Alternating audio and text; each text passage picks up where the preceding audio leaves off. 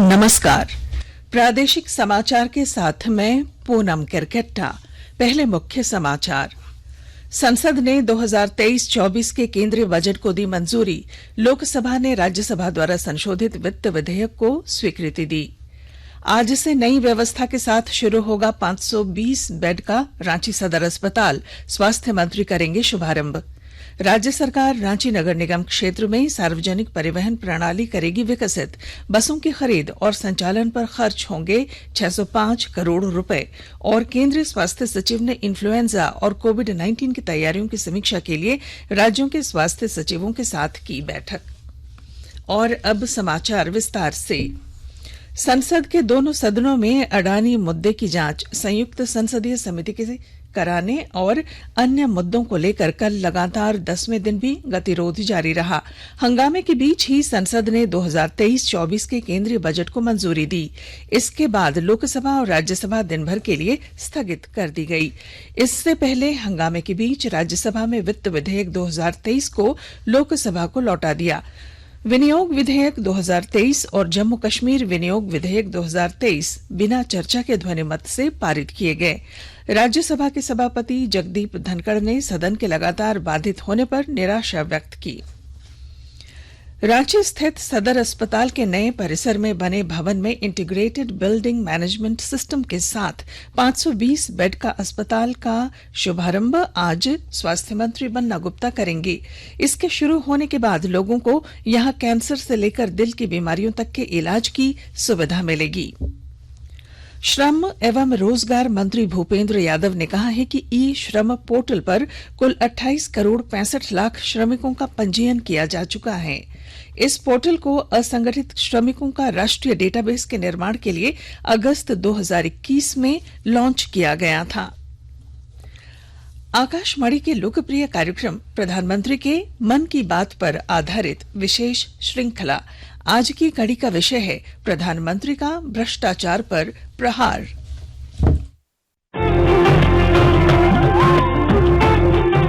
लोग, आवाज और सीधा संवाद, यानी आपके हम सबके मन की बात। जी हाँ, ऐसे ही करोड़ों लोगों से जुड़ जाते हैं हमारे प्रधानमंत्री हर महीने मन की बात प्रोग्राम के साथ। आकाशवाणी पर ये सिलसिला अप्रैल में 100वीं कड़ी के साथ जारी रहेगा। इस विशेष मौके पर मन की बात कार्यक्रम से प्रधानमंत्री के चुनिंदा संबोधनों को फिर प्रस्तुत किया जा रहा है। इस विशेष कार्यक्रम की 26वीं कड़ी में पेश है मन की बात का वो खास अंश जिसमें प्रधानमंत्री ने भ्रष्टाचार पर जोरदार प्रहार किया था।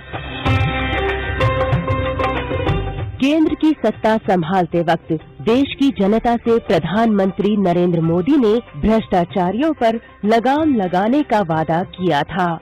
तब प्रधानमंत्री ने कहा था कि न खाऊंगा न खाने दूंगा। उन्होंने सरकारी तंत्र से हर स्तर पर भ्रष्टाचार के खात्मे का संकल्प लिया था। अपने इसी संकल्प को प्रधानमंत्री ने 27 नवंबर 2016 को मन की बात में कुछ यूं दोहराया है। अभी भी कुछ लोगों को लगता है कि ये भ्रष्टाचार के पैसे, ये काले धन, ये बेहिसाबी पैसे, ये बेनामी पैसे कोई न कोई रास्ता खोज करके व्यवस्था में फिर से ला दूं। वो अपने पैसे बचाने के फिराक में गैर कानूनी रास्ते ढूंढ रहे हैं। दुख की बात यह है कि इसमें भी उन्होंने गरीबों का उपयोग करने का रास्ता चुनने का पसंद किया है। गरीबों को भ्रमित कर, लालच या प्रलोभन की बातें करके, उनके खातों में पैसे डाल करके या उनसे कोई काम करवा करके पैसे बचाने की कुछ लोग कोशिश कर रहे हैं। मैं ऐसे लोगों से आज कहना चाहता हूं, सुधरना न सुधरना आपकी मर्जी, कानून का पालन करना न करना आपकी मर्जी, वो कानून देखेगा क्या करना, लेकिन मेहरबानी करके आप गरीबों की जिंदगी के साथ मत खेलिए।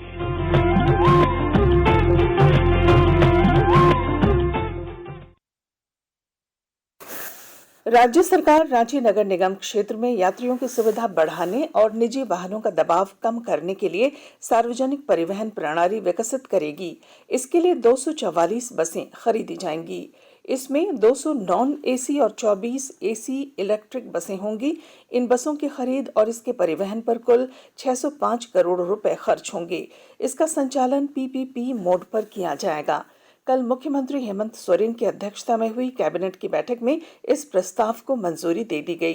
कैबिनेट की बैठक ने कुल 44 प्रस्तावों पर मुहर लगाई। केंद्रीय स्वास्थ्य सचिव राजेश भूषण ने कोविड रोकथाम की तैयारियों की समीक्षा के लिए राज्यों के स्वास्थ्य सचिवों और वरिष्ठ अधिकारियों के साथ वर्चुअली बैठक की।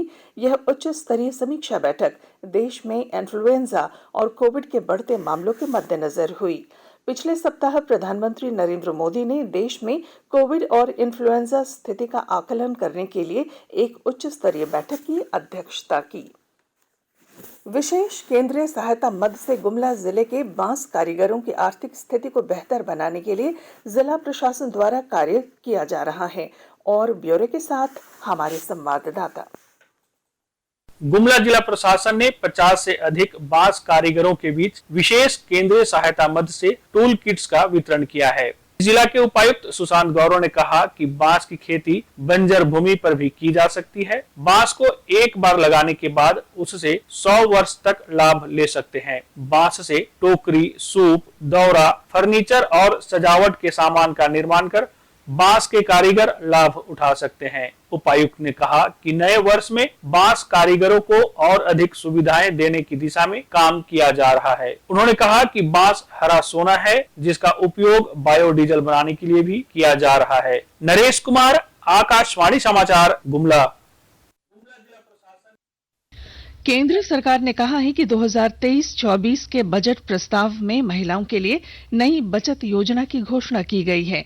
महिला सम्मान बचत प्रमाण पत्र नामक इस योजना में 2 साल के लिए 7.5% की निश्चित दर से जमा राशि पर ब्याज मिलेगा। कुछ संक्षिप्त खबरें।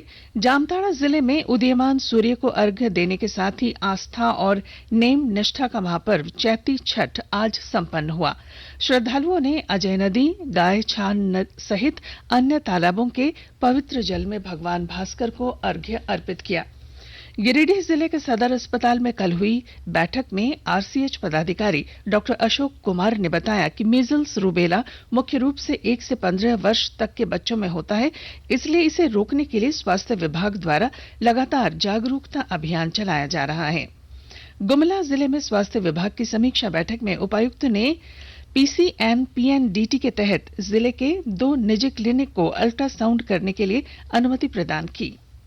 लातेहार जिले के चंदवा प्रखंड के सारंग और चेटर पंचायत के आधा दर्जन गांव के 60 से अधिक लोग दस्त से पीड़ित हैं। मेडिकल टीम इनका इलाज कर रही है। और अब अखबारों की सुर्खियां।